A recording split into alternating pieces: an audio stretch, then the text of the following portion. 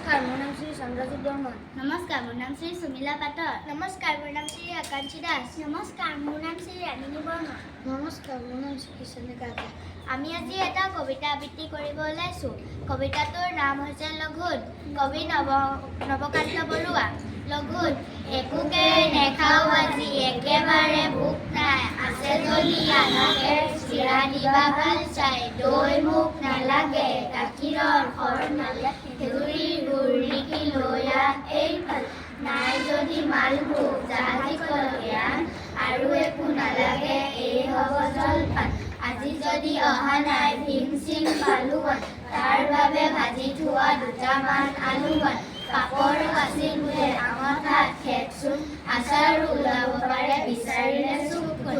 ৰৌ মাছ ভজা আছে তাৰে 200 কল দে, এই হ'ব লঘোণত আৰু একো নালাগে। নমস্কাৰ।